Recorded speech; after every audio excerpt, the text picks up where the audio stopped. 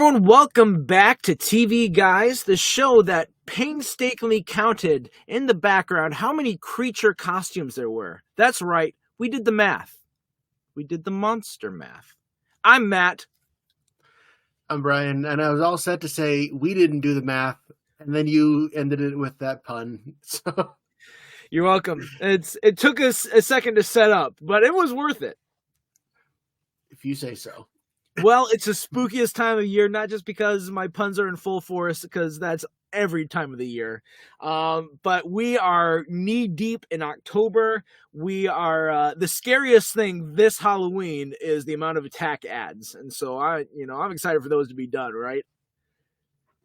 Absolutely. I mean, this every 4 years, this time of year, it's just like you log on Facebook, everyone's terrible and everyone's awful. Well, I mean that's true, but that's never changed since last 4 years. No, people talk about it more. Let's remind everyone how bad things are. Yeah. But we talked a little bit about political stuff last week, and we're going to talk a little bit about political stuff next week. But if you've been listening, we're not, hey, vote Harris, vote Trump. We're not here doing that. We're just talking about the political impact of certain shows. And so last week, if you didn't listen to it, it was a great episode. We talked about we did our first of this new series that we're going to do, where we talk about what's the most influential TV show of all time. And so we made our case for why Saturday Night Live might be that. Next week, we're going to do a similar thing, but we're going to make our case for why The Daily Show might be the most influential. So make sure to catch those. But in the middle, we're going to do something fun, something light, Something heisty. Something heisty. I'm feeling heisty. So this has been on our suggested to do for a long time now. Yes. Ever since we started doing these episode breakdowns, this was one of the first ones we talked about. But even way back in I think it was the summer when we started this, or even earlier, we decided we were going to wait until this dropping towards Halloween, as this is the big Halloween episode of Brooklyn Nine-Nine. Actually, the first of the annual Halloween episodes. But looking at it, I think I might like this one the best. I really liked season 2 as well. It was still nice and fresh in both of them. But season 2 flipped the script on Peralta, and you kind of you knew what to expect going in, and so they had to kind of switch it around and be like, well, now Holt's risen to the occasion. It can't be the same thing. And it's kind of funny, if you put yourself in the mind of a writer, you can usually guess who's going to win the Halloween heist based off of, oh, they haven't won yet. Or, okay, what do you most not expect? And that's pretty much where you go about finding the twist. Well, like the final one when Hitchcock won, no one was expecting that. That's true. But I don't know if I guessed that one. I can't remember watching through. I don't know if I guessed it or not. The first time, this first one, it was really only Jake playing. It was Jake playing, and Captain Holt was on the defense. And then from there on, the second one was kind of pit against is Jake versus Holt. And then from then on, it's basically like everyone's playing. And you have to have by the time you get to season 4 or 5, you have to have diagrams of, okay, this person was paired up with this person, but then they double cross them. Now they're working with them. You look like the Charlie Day. Is that who it is with the string on the whiteboard? Trying to map out who's who, whereas this one is very strict. It's just Jake doing his attempts and failing, some on purpose, some not on purpose, and it's one of those kind of like the root for the bad guy kind of things, to the point where they even have either Ocean's 11 music or royalty free Ocean's 11 like music. Did they ever? I don't think they ever use actual Ocean's 11 music. I think it was always this is the cheap knockoff. All right. Yeah. Well, I thought I don't know if they were owned by the same studio or something, but it definitely was made to, especially when he's doing the explanation of this is what happened. And they go do. I can't do it. It doesn't sound like that at all. That was exactly it. It's a little bit more in my opinion, Mission Impossible knockoff music. But yeah, it's that helps kind of set the stage and hits you with it. What was great about this first episode, and we're going to kind of get into it and all the different pieces of it, but jumping to the end real quick, what was so great about this opening one is that, when you're like, oh, it's just Peralta versus Holt. Well, actually, it's Peralta with the others, but the twist is that you didn't know others are helping him until he lays it all out on the table, and he got the team together, and it was a really great way to solidify like how Peralta actually functions as a member of the Brooklyn Nine-Nine, because Holt up to that point was seeing him as like he's the distraction. He doesn't work well with others. He needs to, wear a tie. He needs to be in uniform. All this sort of stuff. My only little nitpick about that is I feel like Amy would have needed more incentive at that time to participate, because it's only the 6th episode of the series, and she's very much brown-nosing Captain Holt. He's my hero, my mentor. I have a hard time saying that she would be like, oh, you can do my paperwork? Okay, I'll help you with that. That's the only person I think would need more convincing. Just because she actually does paperwork for fun. Yeah, exactly. She wouldn't need like, Jake. Don't take this away from me. And do you really think that she would trust Jake to do her paperwork for her? That's true too. But we don't have to nitpick. Where do you want to start with this? So the way it starts is it's established right away that it's Halloween. Boyle comes in with a costume and starts there's a lot of different trends that start. And there's two big ones that we talked about, where we're going to talk about. But the third one is it starts the thing of Boyle having these super obscure, random Halloween costumes that nobody gets. Does he do that every? So Brooklyn Nine-Nine is one of those shows that like I know The Office really well. I know Parks and Rec pretty decently well. Brooklyn Nine-Nine, you can say stuff like, "Oh yeah, that's right, that happened." I don't have it in my memory as well. So is that something that was like a staple of his? Maybe I'm misspeaking. It's either that or there's something about Boyle in costumes, because I know at one season, the whole thing is like nobody's in costume at all, and then Boyle comes in like not in costume, like you guys always make fun of my costumes and all that, and then he runs to his car to get his backup costumes. He's super excited. He comes in, and then in the time that he took him to go down and come up with the costume, everyone got out of their costumes, and then to make fun of him, like, ha, now you are the only one in costume. So like making fun of Boyle's costumes, whether it's the fact that they understand it or not, does come back every year, I think. Okay, that's fair. This opening scene, so this episode is very entertaining, but I would say it has like 4 or 5 really good laugh moments for me. And there's plenty of like chuckles, but like really good laugh out loud. And right away in this opening scene, when Amy's talking about like how everyone's dressed, like all the women are dressed revealing and everything, and she's like, "I passed a slutty tree on the way here. Who'd want to sleep with a tree?" And Scully, without missing a beat, "Was it a maple?" I love how in his mind, like, that's the sexiest tree, obviously. And Jake just goes right along with it. Was it? And then they have this goes right into this briefing room where Captain Holt is saying there's some crazy party that they want 2 undercover officers for because it gets rowdy. And he puts, obviously Boyle's already in costume, and he picks Amy. And Amy, like we talked about at this point, not wanting to ever disappoint Holt. She's not going to say no to him, even though she absolutely hates it. And so she dresses up as one of those black suits with a skeleton, like the lazy costume. Did you already say the whole title of your sex tape thing, or no? I haven't said that yet, because when I saw this episode today and rewatched it, I'm like, the way that they deliver the line of the title of your sex tape, I'm like, this might be the first one. And I looked it up, and I think you probably did too, that we're confirming this was the first appearance of title of your sex tape. Yeah.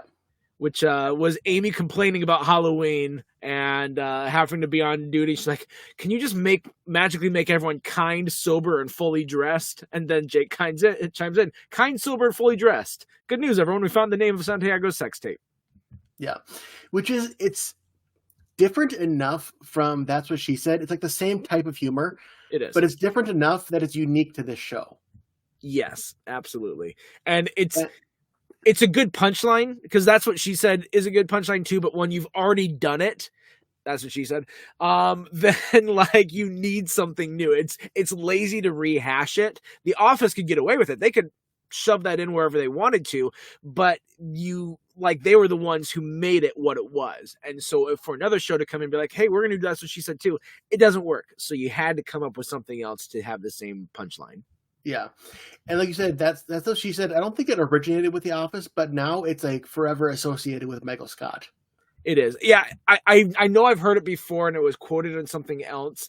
But 100% Office, if you ask people, they're gonna be like, oh yeah, The Office is what made it what it is. It's like those cover songs, you're like, wait, that was a cover song? I thought that was the original. Like when they do it so well that the original artist is like, yeah, whatever, I can't touch it. I know you know more about music than I do, but I do know there's a lot of songs that I probably don't even know are covers that are covers. Yeah. Oh man, what's off the top of my head? Because there's a song that was like written by Dolly Parton, but I think it's "Son of a Preacher Man."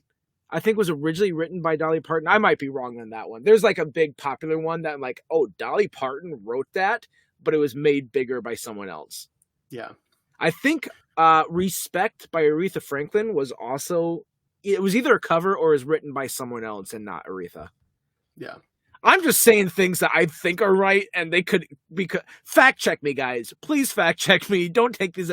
I think I'm right, but I actually would like to know if I'm wrong. So, yeah. Unlike our presidential candidates. All right, let's keep going. Back to Halloween Heist. Don't check it. Just vote. This sets up the first. We have like two minor, like barely subplots other than the heist. One is Charles and Amy at this party, and the whole thing is just Amy's doing her job, and she hates it because like there's open containers. They're supposed to be undercover. First 2 minutes of being there, she sees someone with an open container, tells them they can't have that, and they say like, "Screw you! I'm going to do whatever I want." She flashes her badge, and I feel like Boyle even looks at her like, "We're undercover," and like their cover is blown like immediately. And that's when they get egged and they come back and they have that stupid, like, it shows Jake's insensitive or immature humor when Amy's like, oh, I got eggshell in my hair and my shirt and my bra. He's like, ooh, that's sexy. Boobs go in a bra. Yeah, I mean, he has better immature jokes as the series goes on, but that's very teenagery. Yeah, he has better, worse, probably he runs the gamut of immature jokes. And then the only thing there is they go to this like rave, and Amy gets something, some gross stuff poured on her. It's basically just get Amy out of her element and gross her out until eventually she somehow swaps costumes with Hitchcock by paying him $50, and then basically it's just a way to give Hitchcock a couple lines. I kind of just ran over that storyline because it's nothing basically. Yeah, I think the heart of it is fine. Like the idea of like Amy not seeing that it was about Charles and her spending time together, and I think that's right. I forgot that's how it ended. Yeah, it's a completely fine emotional idea, but the execution wasn't good. It wasn't funny to watch Amy in the fish out of water, like out of her element sort of jokes. It was just like, get back to the heist. That's a very interesting A plot. Especially since with timelines, they had to have gone to that rave after they agreed to be part of the heist. So how did they know they'd be back in time to do their parts in the heist? I don't know. Yeah, I think that was definitely, because I thought of that too when it's doing some of the flashbacks. I'm like, how did she have time to go to this party, get this costume, get changed out of the costume, have the fight, do what she's supposed to do? The timeline doesn't line up for me. Yeah. Well, anyways, we haven't even started the heist yet. No. So you also said the other second B plot, which is not really a B plot. It's a conversation. Let's be honest. Well, it's a conversation that has one callback. It's Terry trying to find out why Rosa got kicked out of what's it called, Catholic school, and then finding out that she left of her own free will to go be a dancer at dance school. Oh, and then I guess if you're talking about the plot, because that's the reason for the side plot is they're trying to find someone dressed as the royal baby, which will date the show for what time it came out. But they're I looking didn't for know the what royal was right. baby because What is the they royal dressed up and stole from one like the nun played by what is that character actor? John Ross Bowie, who his most prominent role is Barry on The Big Bang Theory. Yeah. And then he speaks without a lisp in this, and I'm like, oh, yeah, that's right. That's how he normally talks. The first time I ever heard him speak without a lisp was in The Heat with Sandra Bullock. Uh-huh. He has a part of that movie. I'm like, oh, I thought he may have just had that.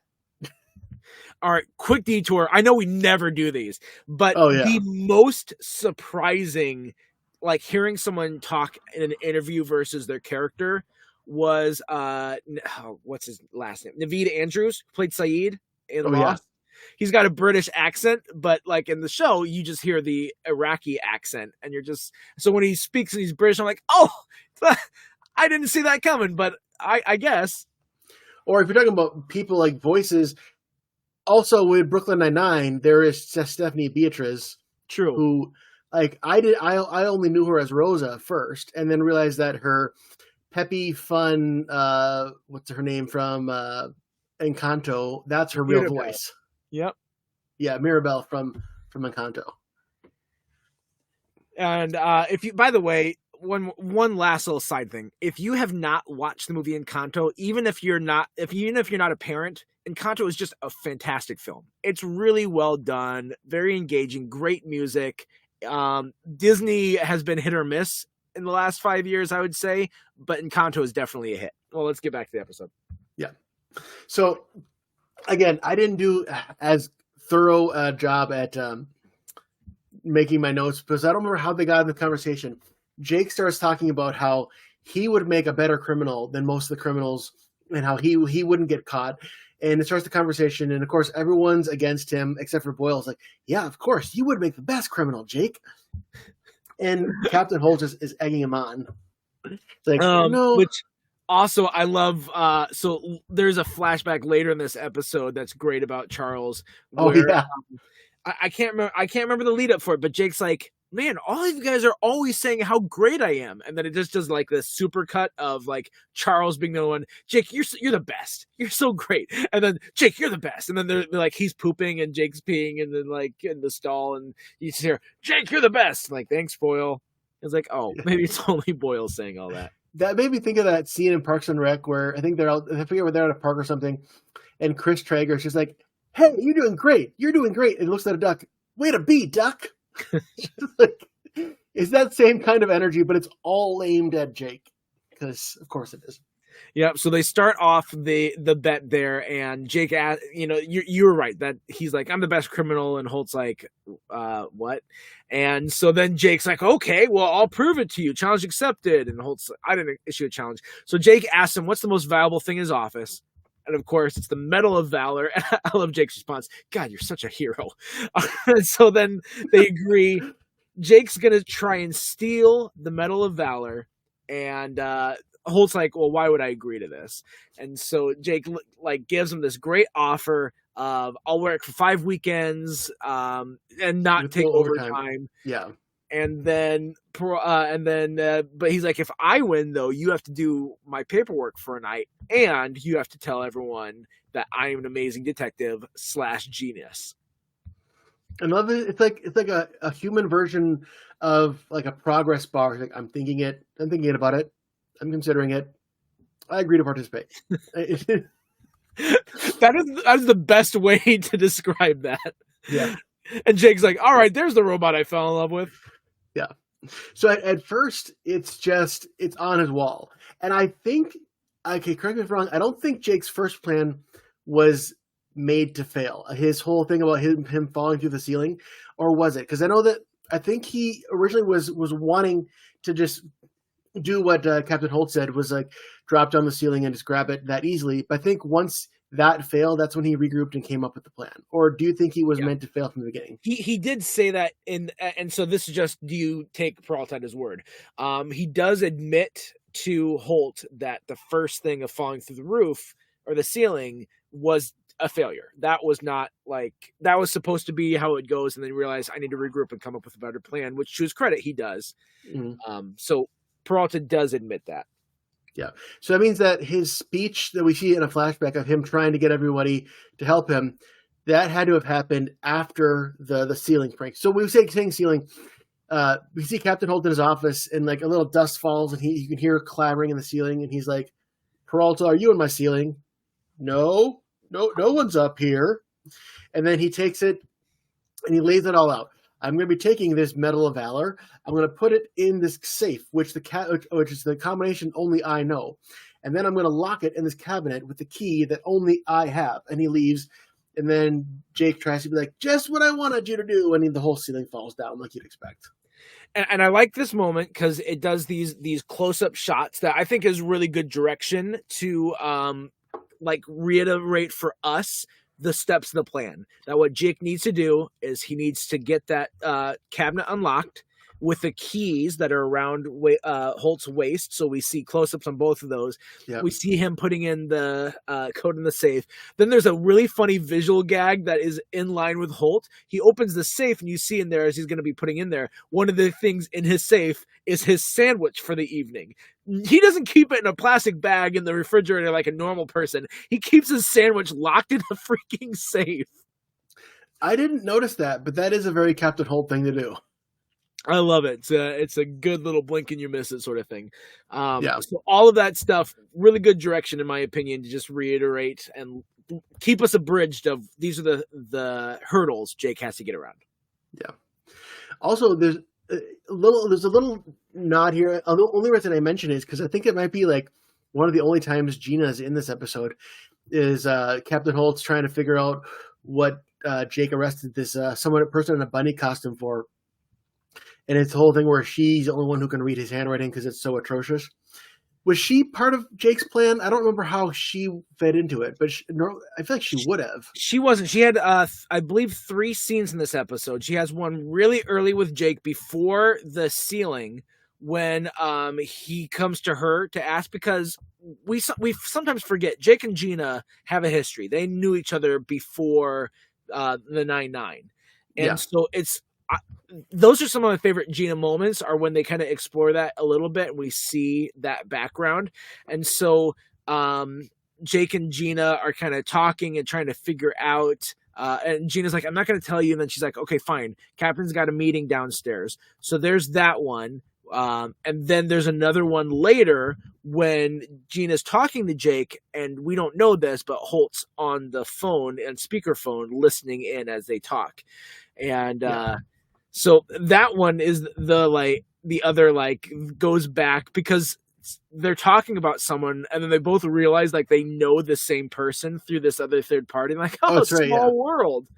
I like that little moment. It's just, it makes it feel real. It's, not a funny line. It just, it encapsulates you. It's like, my dancer Stephanie had maternity leave. Like, oh, Stephanie had the baby or something like that is what it was. Yep. Thank you for moving past my wrong use of the word encapsulate. Yes.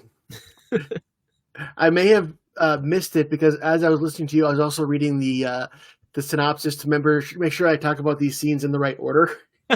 That's fair. Completely fair. So I believe the next step of this is him as the janitor. So all of a sudden, I forget. Captain Holt is talking to somebody else. No, I think this is when he's talking to Gina, if I'm not mistaken.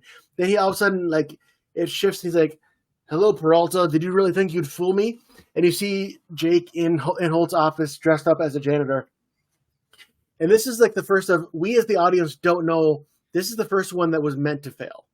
Yep. We don't know this yet.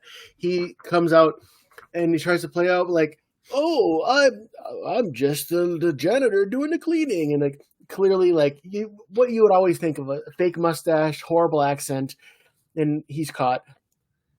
And then and in that scene it has another one of my very funny laugh out loud scenes when he's like, the whole janitor thing was supposed to fail. It's just like in chess. Sometimes in order to win, you have to sacrifice your king. And it's like, that's exactly how you lose in chess. Have you ever played the game? But then it shows a flashback. He thinks chess is shooting the pieces with a BB gun.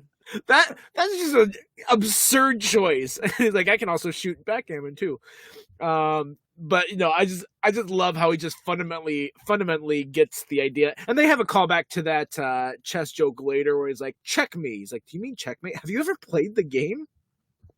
Fun fact, I have never played chess and I have no idea how to play chess. Well, the whole thing is you protect your king. If your king dies, you lose. And so, yes, you do sacrifice pieces, but the king is historically the one piece you cannot sacrifice. Well, I know from cultural, like people mentioning it in other things, they use sacrifice pawns. Yeah, and you can not to get too deep into this, but really any piece is fair game. The better the piece, you obviously don't want to sacrifice it. But if you can sacrifice it for that tactical position, they secure the checkmate. Like you can sacrifice some of the best pieces, and they want to bite at it because it's like, oh, I got the queen, wow, and then all of a sudden, boom, you're a checkmate. So this has been Chess Guys. Chess Guys. So basically, Holt has just caught Jake being a janitor, and then just back into it. Yeah, I don't know how to get there gracefully. I don't either. And then all of a sudden, there's a little fire that pops up at the garbage can, seemingly mistimed. And of course, Jake's like, "Oh wow, you should go over there for a while and investigate. I'll hide in your office." Like Holt has a smug look on his face, like, I am competing with a child. He has no idea what he's doing.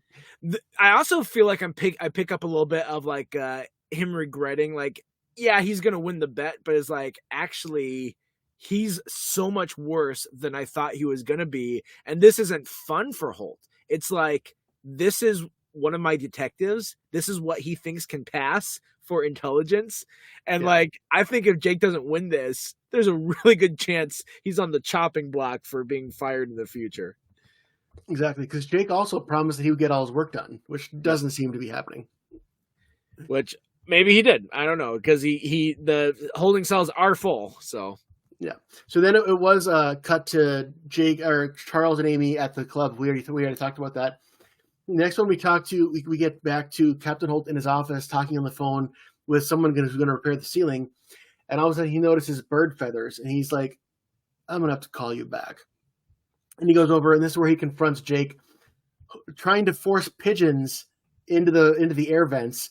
And it's like, oh, hey, how's it going? It's like even more of like, not only, like I said, Jake is just chaos on wheels is what it seems like.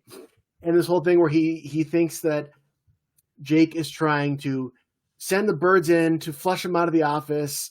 And that's when they had the line. Another good one. Well, we may be winning. I may be losing our bet, but I'm winning the game of how many birds I'm holding because I have 4-0. And he's like, you're only holding 2 birds. Oh.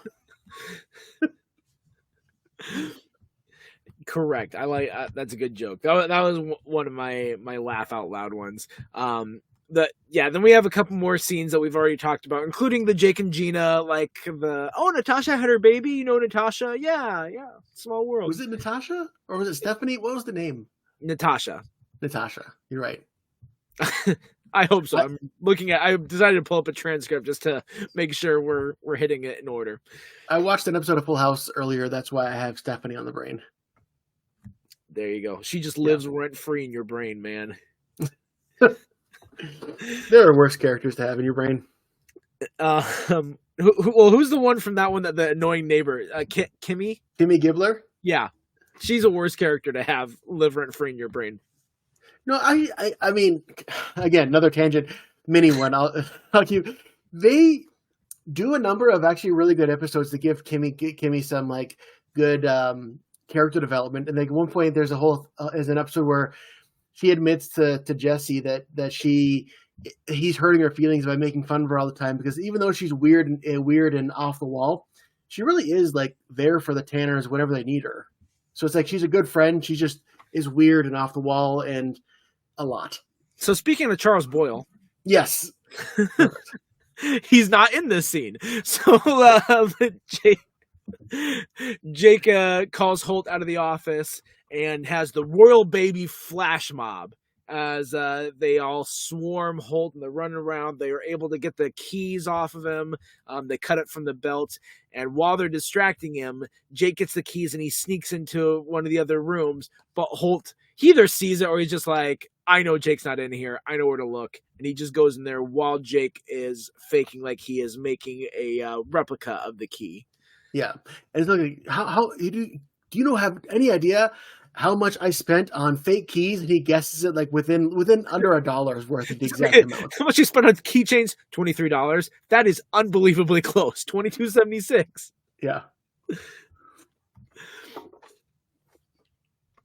Now here's my question for you, because like he must have known Holt was going to say no, because Jake so far, even though we don't think he's winning if it's to believed if it's to be believed at the end how he's doing. But he says, okay, tonight's been humiliating. It's not going well. What if we just call off the bet and pretend this whole thing never happened? And Holt's like, no, I'm not letting you off the hook.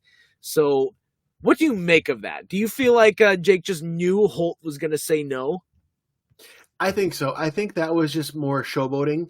I think it was like trying to even put Captain Holt off the scent even more, that Jake knew what he was doing, because that is clearly the move of someone who's losing, trying to feel like, well, how about you can fake. He was trying to make it look like that's what he was doing. And I think he knows that Captain Holt, even this early on, has enough of that competitive streak that he's not going to lose. And as we see throughout the series, Jake and Holt are the most competitive when it comes to the heists. Yes. And so we have just a brief scene of the resolution of the Terry Rosa stuff. And then right afterward is the denouement of the whole episode, where Jake is in the interrogation room because Amy comes to get Holt. It's like, Jake was caught and arrested. He was climbing the building with a blowtorch. And so Holt goes down, very obviously angry, comes into the interrogation room, and Peralta's just still welcome to the end game. Are you ready to shake the hand of the man who beat you? And he goes to shake his hand, but he forgot that he's still committed. He had them handcuff him, and he forgets that he's like handcuffed and chained, and like smacks his head. Yep. And then after a little bit of an interchange of Holt like being very clearly upset and like, I'm just even questioning your intelligence to begin with. I really like Jake. Jake gives the theme of the episode and the heart of this whole idea. And he says, well, it's not surprising you constantly underestimate me. And it's a great like call out, because that's really what this whole thing is about. And it even played to the audience, because we also underestimate Peralta at this point. We don't yet know how good he is. We just see him talk about how good he is. This was a great episode of Show Not Tell. In fact, the tell was wrong tell. The tell was telling us he's actually not good at all, until this little flip at the end where it's showing us, hey, wait a second, he's way smarter than we've given him credit for in these 6 episodes so far. And going forward, we're going to understand why he's got like the record that he is, or that he and Amy are so close in. Because this is early when they're having that competition for who's the best detective. And I in general, I love when scenes do this, the whole thing of like, at the end of the episode, and a character does a monologue, and you see flashbacks to the episodes of stuff you didn't realize was happening. I'm a sucker for those things. I like that. Yeah, very Ocean's 11. Ocean's 11 was a great movie for that. Yeah. So then it goes right back to seeing these things, seeing what we didn't see. So like, well, I caught you as the janitor. Yes, but you didn't catch Rosa. And I think Rosa's also good dressed as a janitor, but she's crouched down, so he couldn't see her below the window picking the lock. And they have like, oh yeah, Rose is good. I'm not surprised that Rose is good at picking locks. Yeah, me either. And then the next thing was that the mistimed fire was perfectly timed. Jake had a little button that he pressed, and that whole thing was just so that Rosa could get out of the office without being seen. So right away, the first couple of things that Jake got caught for after the ceiling fall were perfectly timed. Yep. The next thing was the pigeons. And so with the pigeons, he wanted to get Peralta wanted to get Holt out of his office and get him into another room so that Amy and Terry could break into the office to find, what was it? To To unlock the unlock. window. That's right, Yeah. unlock the window. Because the cabinet was already unlocked at that point, but he also had his office locked. So Terry like lowered her in on a rope through the ceiling tile so she could unlock the window, and that was their part of it. Yes. Yeah. And so then, of course, Holt comments of like, well, you didn't need the keys because the cabinet was already unlocked. And so then we have the next part. Go ahead, Brian. Yep. She's like, while you were focused on the key, you didn't notice that Terry grabbed his phone and then had made a print of, got the prints off the front of it, put it back, gave the prints to Boyle, who ran the prints to find out like what spots on his phone were touched the most, correlating to what 4 numbers were often used on his phone for his passcode. And this is where it's a little bit of a guess, because he could have easily been wrong about this. Jake's like, I'm guessing that you use the same code for everything, including your safe and your phone. And you see this realization on Holt's face when he says, that's a fair assumption. He's realizing in real time, okay, Jake's smarter than I thought he was. Yeah. And then the other side of it, that's the guess, because we have no idea what 4 numbers or like what order those 4 numbers are in, because there's 24 permutations you can do with a 4-digit number. And so, 24 is not astronomical, but at the same time, like, have you guys ever tried to, you had 4 numbers and you have to guess the right one? Like, you have to remember what you've already put in and what you haven't done yet too. So, I mean, even though that should be a slam dunk, it's still like, okay, which orders have I put in so far, and making sure you get every single permutation until you get the right one. Yeah. Wait, what show is this? I know the ref. I'm blanking what show. You might know. They're trying to get the phone number, and someone's like, guess 00000000000. And the next time it's like, guess 00000000001. Like, we're not going to guess every number. That feels like a Dwight solution. I have heard it in the game Portal 2. The same, like, it's a password thing. That she's trying to get him to do. I think you're right. I think that is Dwight, and I think it's right. And then Jim says we're not going to guess every number. Yeah, you're right. I think I don't remember the situation at all. I don't remember the episode, but yeah. And Jake has the time down. It takes about 4 minutes to figure out the time. That's why I've been really stretching out this explanation. He even pads it out by saying like, oh, and at this point, I got my flirt on hard with this sexy robot girl. And it shows in Holt's like, how does that factor in? It doesn't. It just ruled.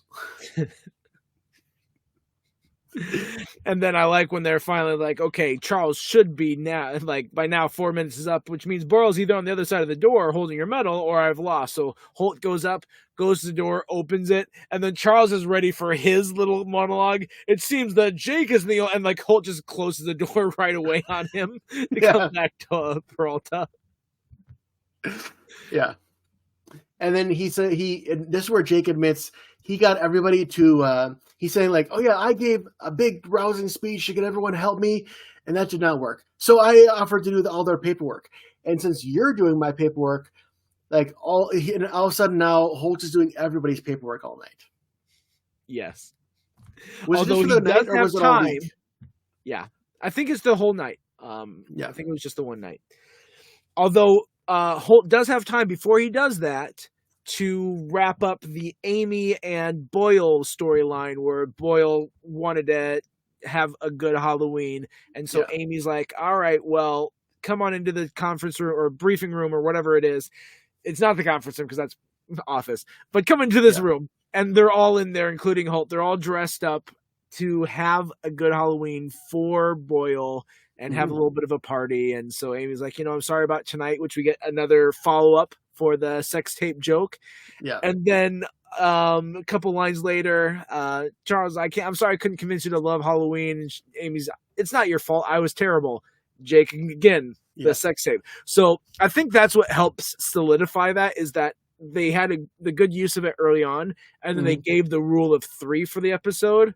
Yeah. And then going forward, they used it well as kind of a catchphrase. Yeah, and we have our first of many announcements. I think most of them after this one take place at the bar they always go to, but this one was just in the precinct where Captain Holt announces Jake Peralta is an amazing detective slash genius, and he's got the cape and the crown. Yes. And then just the final little last bit was Terry and Rosa's falling action. They caught the royal baby mugger. He had Oh, that's 19 right. Yeah. wallets in his diaper, and then he's trying to escape as they're kind of going over that. And Rosa drops this guy to the ground, and she's like, "Oh, I got kicked out of ballet school for beating the crap out of ballerinas." Boom. Mm-hmm. Yeah, because the whole time Terry has been kind of needling Rosa. He's like, "You're a big softy, aren't you? You're not that tough." And this is him saying, "Oh, damn, she is tough." That's a nice Terry. Yeah. I am not great at impressions overall.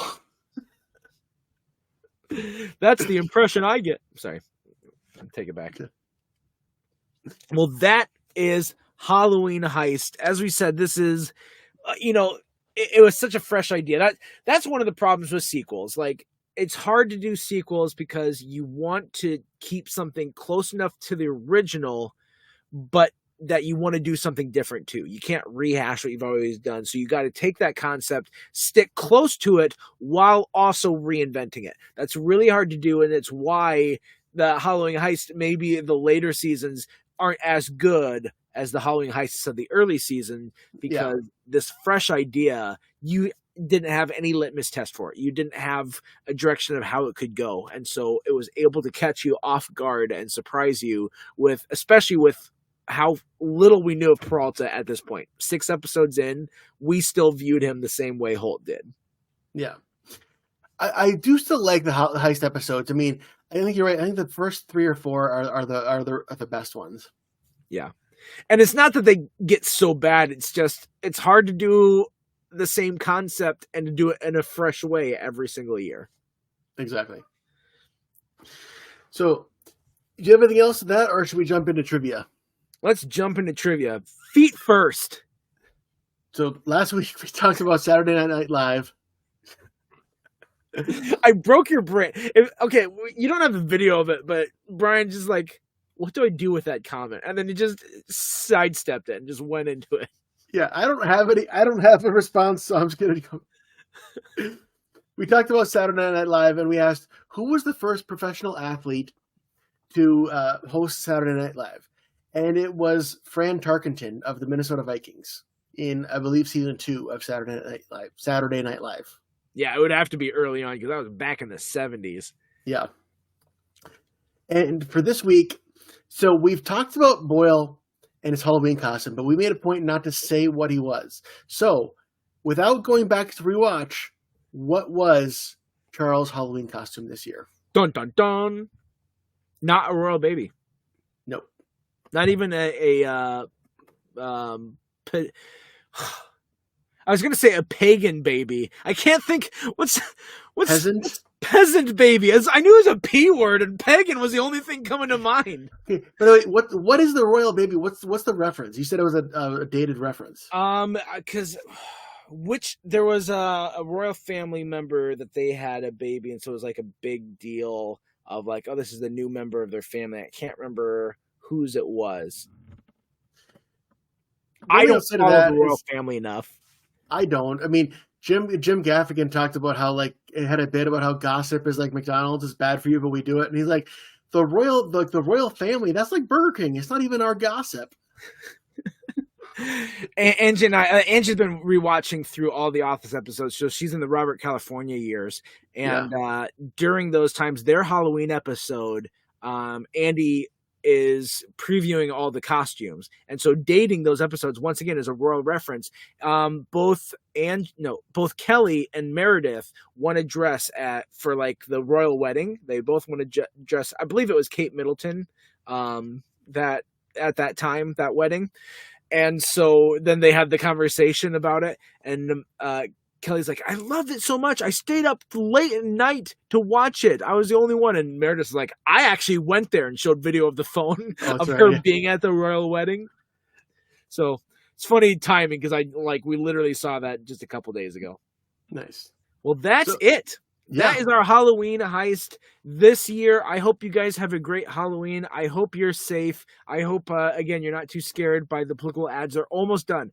Only a couple days after Halloween, and then they're over and it's done. Yeah. And then you just have the next 4 years of the person you didn't vote for to look forward to. So Yeah. hopefully you vote for the person that you like and that person wins, unless it's the wrong one. All right, until next time. I'm Matt. I'm Brian. And we're reminding you to stay tuned and keep watching.